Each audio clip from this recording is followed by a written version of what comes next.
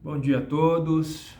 Vamos dar início ao primeiro encontro do IF-Psi, Escola de Psicanálise, para conversar e entender temas importantes que cometem a nossa sociedade, como ansiedade, trauma e depressão.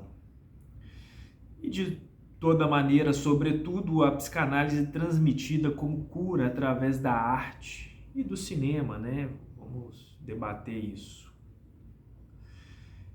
E a abertura, o texto que eu preparei para esse primeiro encontro, ele vai para o desencontro, na verdade, dos seres humanos, do desbussolamento, a desorganização social e como as pessoas estão procurando formas de se agarrar e se prender em alguma coisa, em algum sintoma, para se sentirem seguras. Então vamos lá. Estamos todos desbussolados, sem rumo, virados de cabeça para baixo e agarrando no primeiro tronco dessa enxurrada para tentar nos salvar. Do nascimento à morte, passando por todas as etapas da vida, como o amor, a família, o trabalho, a saúde, o lazer, a educação. Nada mais era como antes.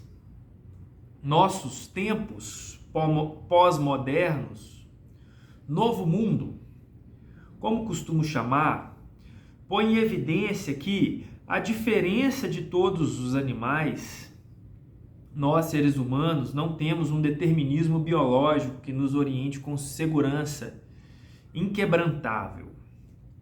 Não temos uma bússola segura,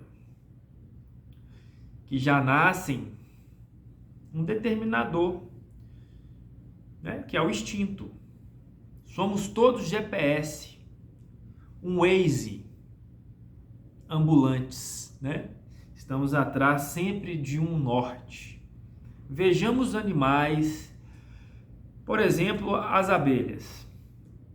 As abelhas existem há 80 milhões de anos e são sempre as mesmas, sempre fazendo tudo igual.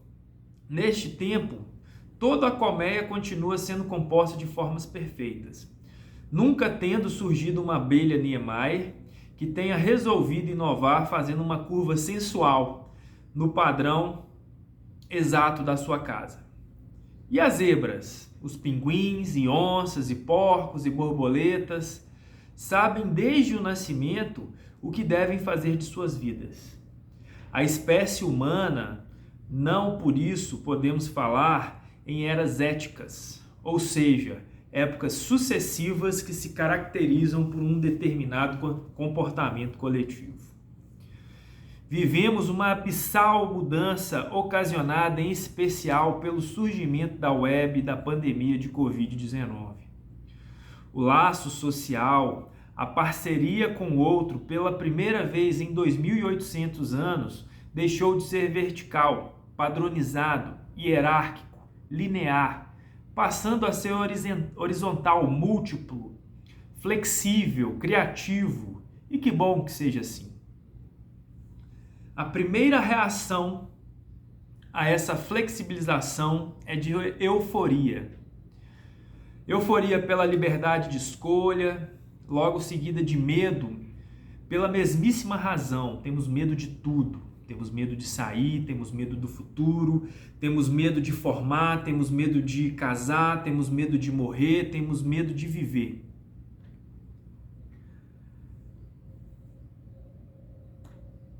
Temos medo do preço a ser pago. Vale a pena fazer isso? Vou mudar? Surgem então tentativas toscas de acalmar os medrosos, buscando preencher um vazio existencial com droga, comida, compras, trabalhos, festas, sexo, relacionamentos e por aí vai.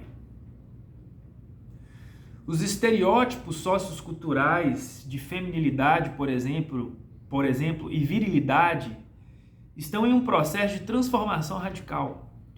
Os homens estão sendo convidados a se abrirem para suas emoções e se amarem e se feminizarem.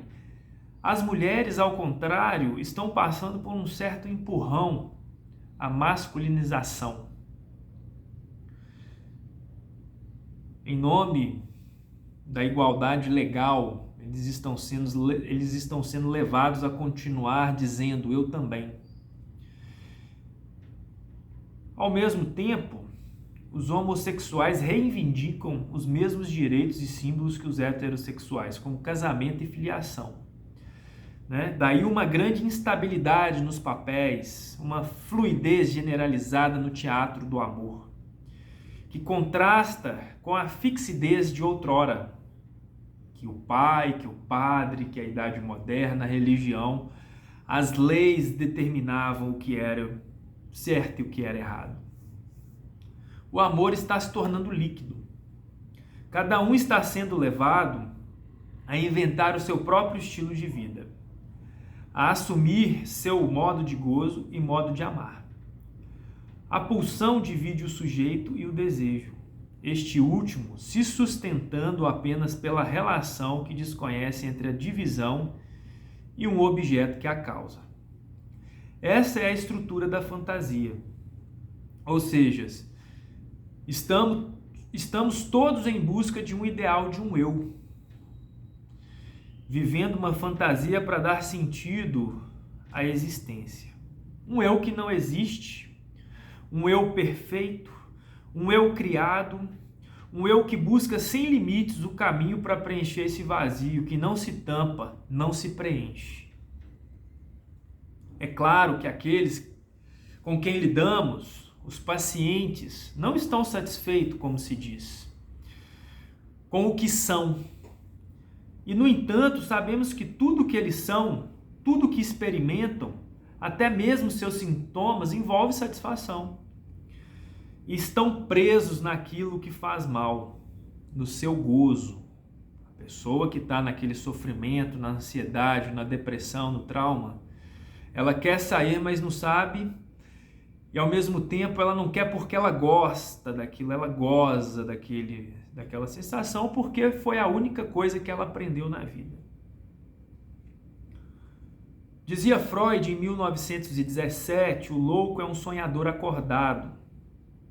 Lacan, em 1956, ele diz, o louco encarna o que seríamos levados se começássemos a levar as coisas a sério. E o mesmo Lacan, em 78, ele diz, todo mundo é louco, ou seja, delirante. Com essas afirmações, a psicanálise anuncia seu compromisso com a dignidade da loucura de cada um de nós. Para Jacques Lamillet, é uma bússola lacaniana definitiva. No contexto do discurso da saúde mental do século XXI, o Manual Diagnóstico Estatístico de Transtornos Mentais, o DSM, e seu caso de amor com os diagnósticos e os medicamentos, a psicanálise, de outra maneira, nos oferece um relacionamento com uma loucura de forma diferente do medicamento. Com esse desbussolamento como parte integrante do singular gozo no âmago de cada ser falante, da singularidade de cada um. Cada ser é único. Podemos traçar um fio de loucura propriamente psicanalítica? Como essa história de loucura digna e brilhante informa o pensamento psicanalítico contemporâneo, tanto para o analista quanto para o analisando? Será que estamos todos loucos e desbussolados sem ordem? Quais são as consequências para a nossa clínica e a prática de uma vida melhor? Me pergunto. Dito isso, identifico-me na linguagem, mas somente se me perco nela como objeto. O que se realiza na minha história não é o passado definido do que foi, nem mesmo o perfeito do que foi no que eu sou, mas sim o futuro anterior do que terei sido para aquilo que estou me transformando. Eu nunca sou o que o meu passado diz, mas sim aquilo que me transforma. Esse é o papel da linguagem.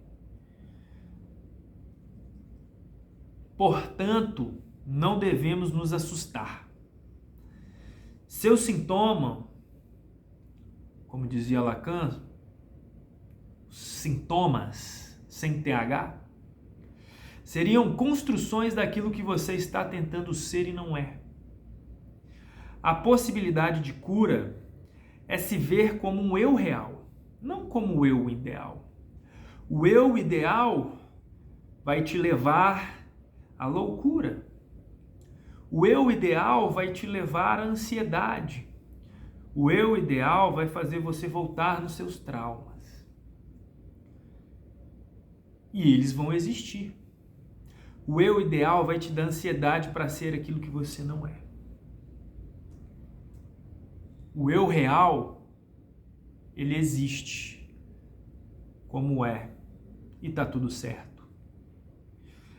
Assim, inicio esse maravilhoso debate com mentes pensantes que aqui estão e convido a todos a refletir sobre o meu eu real, quem eu sou de fato, e o meu eu ideal, aquilo que eu fantasio ser. Freud dizia que a civilização é uma ilusão, que tudo é um delírio, tudo é louco, nada existe. São construções de signos, de palavras, de significados e significantes que dão valor à existência daquilo que a gente cria, daquilo que é criado pela mente humana. Há quem diga que a depressão não existe, que a depressão é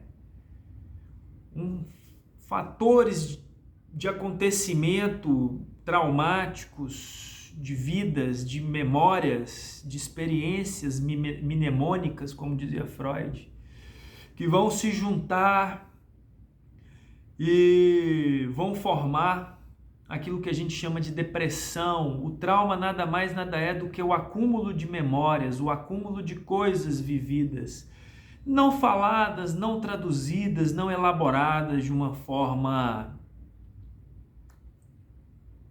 de associação livre, de deixar fluir sem culpa, sem medo de falar aquilo, sem se expressar. Com isso, a gente pode pensar na ansiedade, o que vem por querer eliminar todos esses traumas, por querer apagar tudo isso que foi vivido, e aí é onde a gente cria o ideal de um eu, tentando apagar essa ansiedade. Como não consegue, vira um ciclo, vicioso, triângulo da autoobsessão, que é o ressentimento do passado, de tudo o que aconteceu, raiva do presente, medo do futuro. Isso tudo é uma ilusão, é uma fantasia que não existe. E se você for parar para viver no seu eu real, Freud e Lacan nos convoca a dizer de uma fala, de trazer para a realidade. E essa frase, essa palavra que tanto te machuca, essa acusação que foi feita pelo esse grande outro, seja ele quem for, tá ali te matando, mas essa palavra ela tem muitas traduções e tem muitos significantes e significados ali. O que foi te oferecido, a verdade que foi te colocada é uma só.